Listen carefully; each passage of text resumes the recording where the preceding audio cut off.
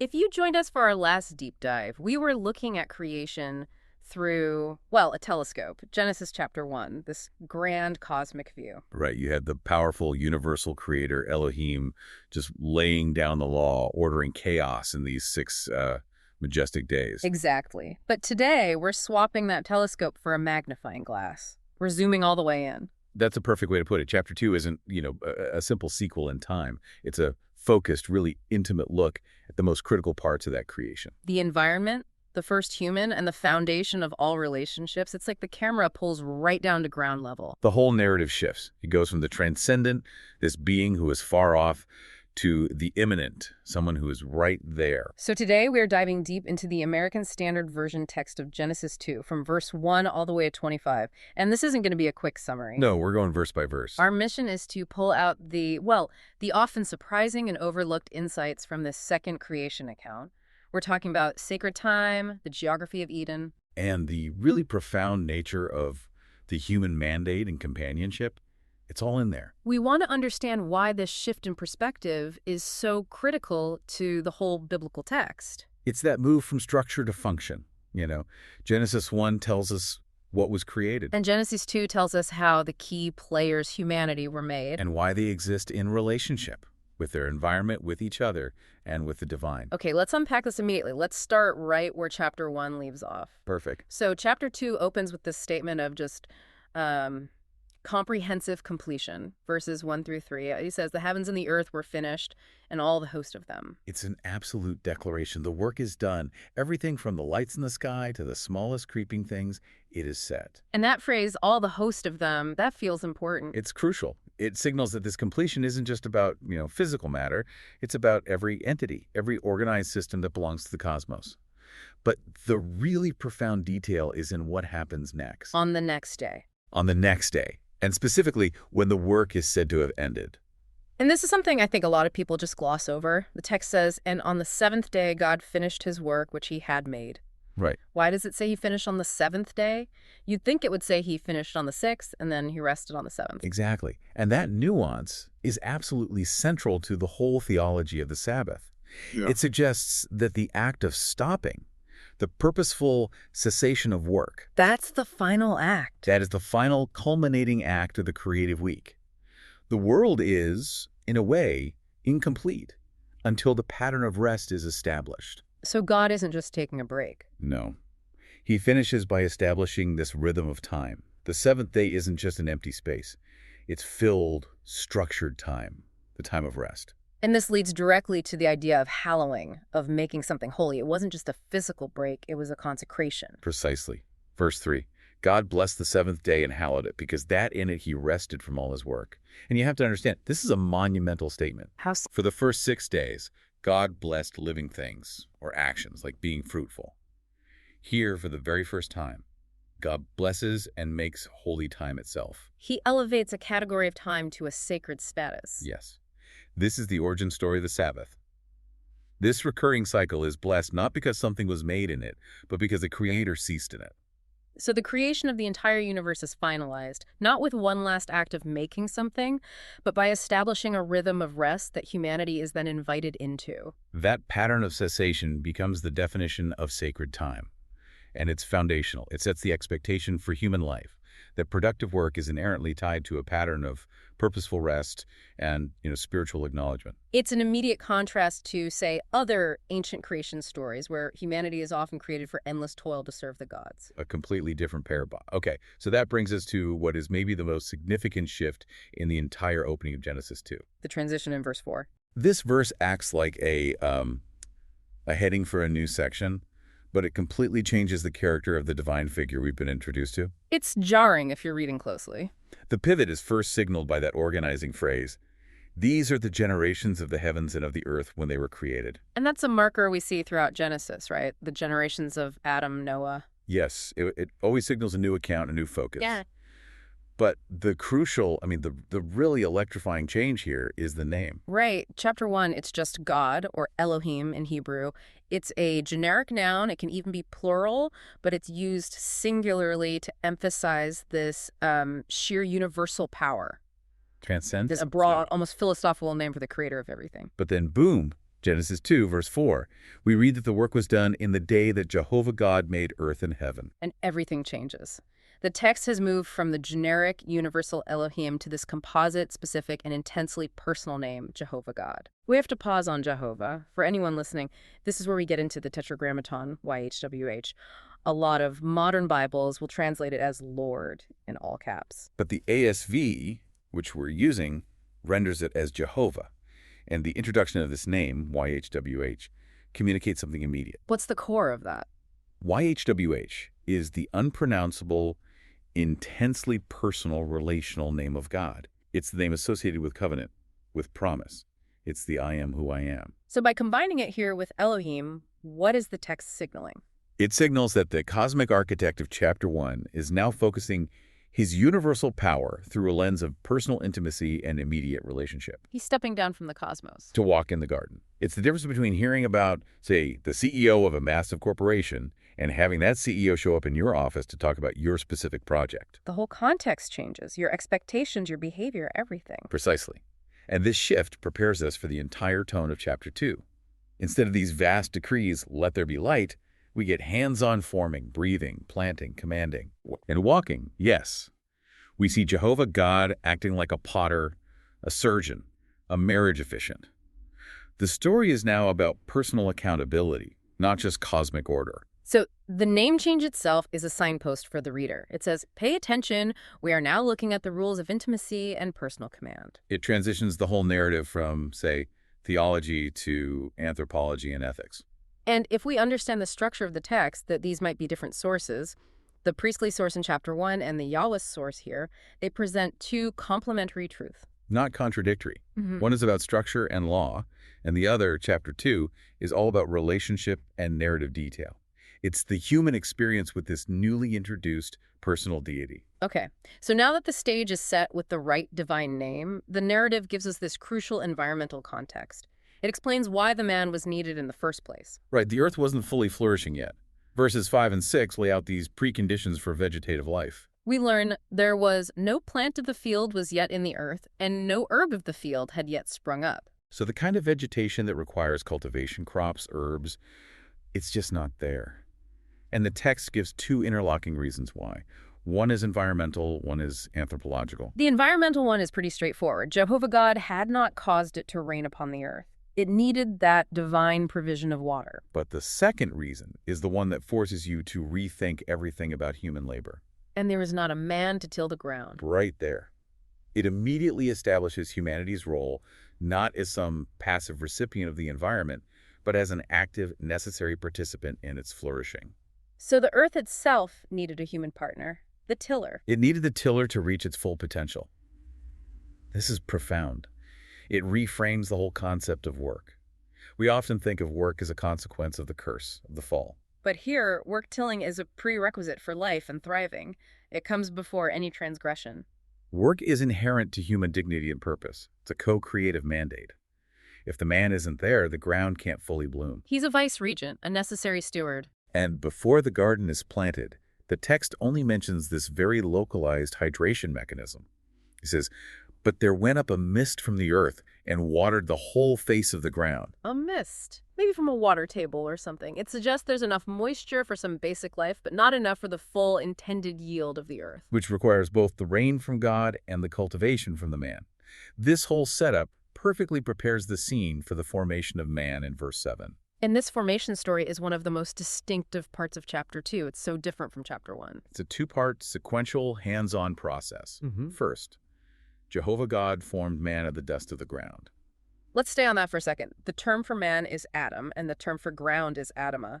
That's not a coincidence. It's a critical piece of Hebrew wordplay. It connects man, Adam, irrevocably to the soil, Adamah. He's earthy, physical. And inherently mortal and frail. He is dependent on the earth. He's created like a potter shaping clay. This physical origin ties the man's destiny to the ground. From the moment he's formed, his frailty is established in his very substance. He is of the earth. But dust alone, the Adamah, is not alive. So what turns this formed clay into a living being? That's the second and defining component, is the infusion of the divine. The text says God breathed into his nostrils the breath of life. This is direct. Personal. It's Jehovah God's direct personal action. He's giving a piece of himself, this animating principle, into the inert physical form. And the result of that fusion dust and divine breath is the transformation. And man became a living soul. And that's the real aha moment here. Humanity is not just dust, nor is it just divine breath. It's the unique synthesis of both. We have this dual nature. Physically connected to the earth, the atoma, but animated by this spiritual divine element. This is why we talk about humans having a material and an immaterial aspect. It's built right into the creation process here. And if you compare the sequence to chapter 1, the contrast is it's stark. Go completely. Chapter 1's creation is by decree. Let us make man in our image. It's instantaneous. It focuses on status dominion, image. And chapter 2 is a slow, methodical, careful craft. It focuses on substance and dependence. Chapter 1 emphasizes the shared status with God, While chapter 2 emphasizes the shared substance with the earth. And you need both to get the full, complex picture of human identity. The dust reminds us of our limits. The breath reminds us of our infinite potential. So once man is formed, he isn't just left out in the open field. Jehovah God places him in this curated sanctuary. Right. Genesis 2:8 tells us that God planted a garden eastward in Eden, and there he put the man whom he had formed. So the garden is in Eden, it's not the whole place. Exactly. It's a specific, sacred microclimate inside the larger region of Eden, which itself suggests delight or luxury. Yeah. And the environment is prepared for the man before he's even placed in it. Which shows total divine provision, intentionality. This is his original home, his original workplace. And what makes this environment truly unique, besides the fact that every tree was, pleasant to the sight and good for food, are those two central trees. Positioned as these unavoidable focal points in verse 9. These two trees define the entire moral landscape of the story. First, you have the tree of life, also in the midst of the garden. Which implies what? That immortality wasn't a given. It implies a physical path to eternal life or sustained perfection. It suggests that immortality was a gift, conditional on maintaining the right relationship with God. Okay, and then the second one, the famous one. The tree of the knowledge of good and evil. This is the boundary marker. It is, and the common misconception is that the fruit had some kind of, magical information inside it. Right, like an encyclopedia. But a deeper analysis suggests something else. To know good and evil, in this context, means asserting the right to determine for yourself what is good and what is evil. It's not about gaining information. It's about choosing autonomy over dependence. Precisely. That choice forces us to confront the nature of divine governance. God defines the terms of existence, life, freedom, provision. But humanity is given the option to accept those boundaries or to redefine them on their own. So the tree isn't a trap. I don't think so. It's the necessary test of moral responsibility. It turns paradise into a moral laboratory where the essential question of human existence, obedience, or autonomy has to be decided. The possibility of life and the boundary of knowledge are placed right next to each other, in the center of everything. The choice is always present. Always immediate. Now, what often surprises and frankly challenges a modern reader is how much time the text spends mapping this garden. It's true. We move immediately into this hydrological system in verses 10 through 14, a single river that parts into 4 named heads. The text is so meticulous here, anchoring the story to known ancient geography. This is one of the longest descriptive passages in early Genesis, so we have to ask why. Why this level of geographical specificity? It's an attempt to place the narrative firmly within the known world of the ancient Near East. This isn't some abstract myth happening in the clouds. It's located in the Mesopotamian and Fertile Crescent regions.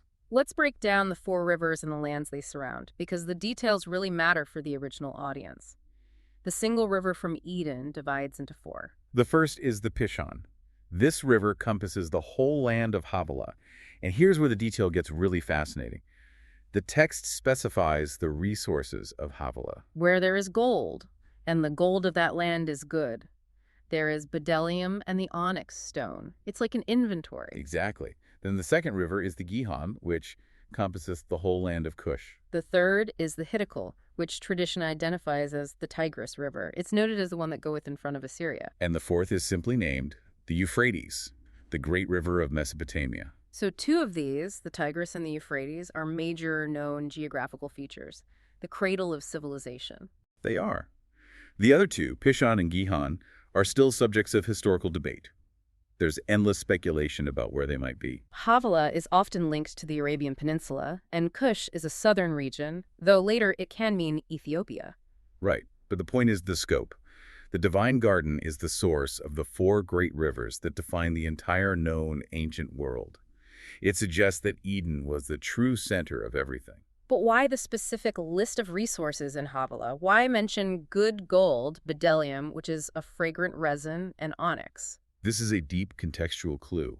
In the ancient world, and especially later in the biblical tradition, what are gold, precious stones, and rare incense like bdellium used for? They're used for sacred spaces, the tabernacle, the temple. Exactly. By stating that the gold of this land is good and that these finest materials exist right there at the source, the text reinforces that the original environment of Eden was intrinsically sacred and abundant. It was the foundational sanctuary for humanity. So the geography does two things. It roots the story in reality for the ancient reader. And it assigns maximum spiritual value and quality to the uncorrupted world. The details are a map, yes, but they're also a declaration of sacred excellence. It's so different from the sweeping, abstract nature of Chapter 1. The focus is entirely localized, making the place where man is set down feel specific, precious, and intentional. Absolutely. Okay, so the man is formed, the geography is mapped out, the source of life and moral testing is positioned. Now in Genesis 2.15, man gets his mandate, his job description. Jehovah God took the man and put him in the garden to dress it and to keep it. This dual mandate seems central to everything. To dress it, that's a bad in Hebrew. Which implies labor, cultivation, service. It's active participation in tending the environment to make it productive. It links back perfectly to that earlier verse that there was no man to till the ground. It just reaffirms that fulfilling work is the original sacred task of humanity. It is not a consequence of failure. Man is designed for action. But the second part of that mandate is maybe even more critical, especially when you look at the prohibition that immediately follows. The man is put there to keep it. To keep it. The Hebrew is shamar. In English, keep can sound a little passive, like just maintaining things. Right, like tidying up. But shamar is a loaded term. It means to guard, to protect, to watch over, to preserve. It's the language used for guarding a city wall. Or protecting a treasure. Or, most importantly, obeying a commandment. Man is intended to be a guardian. A cultivator and a protector. That implies there's a potential threat, or at least a responsibility to maintain the sanctity of the space. He's tasked with the integrity of the garden. If the garden is a sanctuary, which the text suggests, then Adam is its sentinel. He's the guardian, responsible not just for physical upkeep, but for its moral security. And that responsibility ties directly into the prohibition that follows. It has to. Which brings us to verses 16 and 17, the structure of freedom and boundary. And the freedom is nearly absolute. Of every tree of the garden thou mayest freely eat. Total provision. Total freedom of movement and sustenance. It highlights the immense generosity of Jehovah God. The whole garden is his pantry. Except for one thing. The single restriction. But of the tree of the knowledge of good and evil, thou shalt not eat of it. And the consequence is immediate and absolute. For in the day that thou eatest thereof, thou shalt surely die. We have to unpack that phrase, surely die, because, spoiler alert, the man doesn't physically drop dead the moment he eats the fruit. So what does it mean? The Hebrew is emphatic, something like, dying you shall die. It implies an immediate spiritual or relational rupture, the death of the relationship with Jehovah God, the loss of access to the tree of life, which means the loss of sustained physical perfection. And the immediate introduction of mortality and decay into his physical substance, the Adamah. Yes, the perfect life guaranteed by the structure of the garden dies instantly, and the physical body begins the slow, inevitable process of returning to the dust. So this establishes the whole moral structure. Human flourishing is completely conditional on respecting this one single existential boundary. The choice is between dependence, which guarantees life, and autonomous self-determination, which guarantees death. A breakdown of the whole design system. And let's connect it back to the mandate. He was put there to keep it, to shamar. When the serpent enters in chapter 3, the failure isn't just eating the fruit. It's the failure to guard the boundary, to exercise his mandate to protect the integrity of the divine command of a sacred space. He failed to be the guardian. So the entire structure of human life is based on this tension, the freedom to use all the resources provided, and the humility to respect the one limitation. It's a test, a comprehensive one, encompassing his physical substance, his vocation, and his moral freedom. And yet, despite the perfect environment, the crucial job description, the clear command, Something profound is still missing. It is. In Genesis 2.18, Jehovah God declares the first instance of something being not good. Which stands out so starkly against chapter 1's, and God saw that it was good over and over again. And what's not good isn't disorder or a lack of light or any environmental flaw. It's relational. It is not good that the man should be alone. The crisis of isolation. Even in paradise, with a perfect relationship with his creator, the man's human experience is deficient because of solitude. And the stated solution is immediate and highly technical. I will make him a helpmeet for him. We have to spend some time on helpmeet. We do, because it is maybe the most misunderstood phrase in modern translations. The Hebrew is ezer gnegdo. Let's break down both parts. Let's start with ezer, helper. In modern English, helper can suggest subordination, like an assistant. But junior partner, maybe. Yeah. But when you look at how ezer's used everywhere else in the Old Testament, the context shifts dramatically. How is it used elsewhere? Overwhelmingly, the term ezer is used to describe God himself. God as a powerful, necessary, rescuing helper to Israel. In the Psalms, God is the Ezer of Israel. So it denotes strength, capacity, vital necessity. Yes, not subordination. It means the woman is coming to provide necessary, powerful aid that the man cannot provide for himself. She's a powerful reinforcement, not just a junior assistant. Okay, what about the second part? Negdo. Megdo means corresponding to him, opposite him, or facing him. It implies a necessary mutuality, an equality of nature, an ability to stand toe-to-toe. To reflect him, but also to challenge and complement him. She is his counterpart, perfectly fitted to his need and capable of fulfilling that role of powerful aid. This definition just completely overturns the common notion that the woman was created as some kind of subordinate. She's created as an essential, equal, and powerful counterpart, specifically to remedy the crisis of isolation. And God then demonstrates the necessity of this unique creation. Through the great animal review in verses 19 and 20. Which is a remarkable process. God forms every beast and bird out of the ground, linking them to Adam's origin. The Adama. Right, and brings them to the man. And the man's first great intellectual task is to name them all. Which establishes his authoritative role, his dominion mandate from chapter 1. To name something is to understand its essence and assert a kind of control over it. He processes the entire animal kingdom. He observes every single creature. But the result of this comprehensive survey is clear. But for man, there was not found a helpmeet for him. He sees the pairs, he sees the community among the animals, but he finds no kedo, no counterpart for himself among the beasts. This process proves that a unique creation is absolutely required. And the divine solution follows in verses 21 and 22, the surgical formation. Which is, again, highly distinct from how man and the animals were created. It begins with Jehovah God causing a deep sleep to fall on the man. He's completely passive. He's a recipient of this creation, not an active participant. And while he's passive, God takes one of his ribs and closed up the flesh instead thereof. The rib is the source material. Which is then fashioned into a woman. And significantly, God brought her unto the man. He presents her to him. And the creation from the rib, from his side, from the same human substance, is the ultimate statement of equality and shared identity. As the old saying goes, not from his head to rule over him, not from his feet to be beneath him, but from his side to stand beside him. And this shared origin is immediately recognized by the man when he wakes up. It leads to this ecstatic response. The first recorded human words in the Bible, it's been called the first poem. It's a proclamation of kinship, verse 23. This is now bone of my bones and flesh of my flesh. She shall be called woman Isha, because she was taken out of man Ish. The wordplay there, Ish and Isha, it locks their identities together. It's this immediate, intuitive understanding of their shared substance. He recognizes her as his counterpart, the powerful aid he lacked. And this immediate recognition moves directly into the establishment of the foundational human institution, marriage. Verse 24. This verse is cited perpetually throughout history as the definition of the marital bond. It states, therefore shall a man leave his father and his mother and shall cleave unto his wife, and they shall be one flesh. It's the sociological and legal structure established by this creative act. 3 parts: leaving, cleaving, and becoming one flesh. The leaving demands a fundamental reordering of allegiance. You break the primary tie to your family of origin to establish a new, independent unit. The cleaving denotes this deep, unshakable commitment, a bond of permanence and devotion. And the final state, one flesh, represents not just physical union, but total relational unity. The restoration of the substance that was temporarily divided. It's the end of isolation. It's the establishment of intimacy. And the chapter concludes on this note of absolute vulnerability and trust. Genesis 2.25. And they were both naked, the man and his wife, and were not ashamed. This signifies a state of perfection, physical and relational.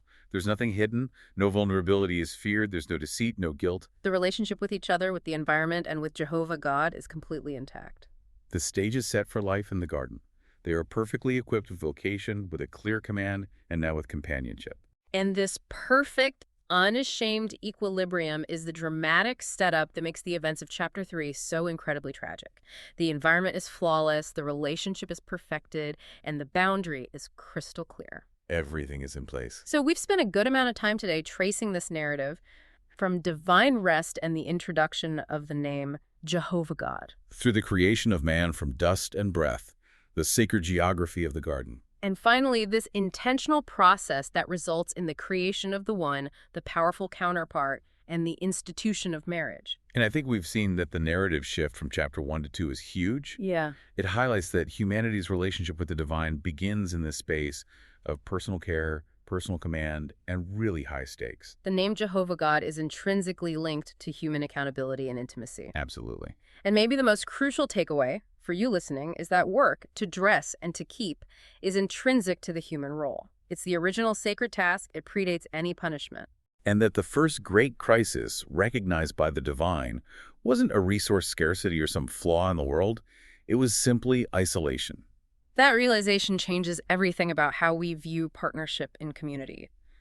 The woman is the Ezer Negdo, the powerful equal counterpart who completes the human experience. It's the divine solution to human solitude. Indeed.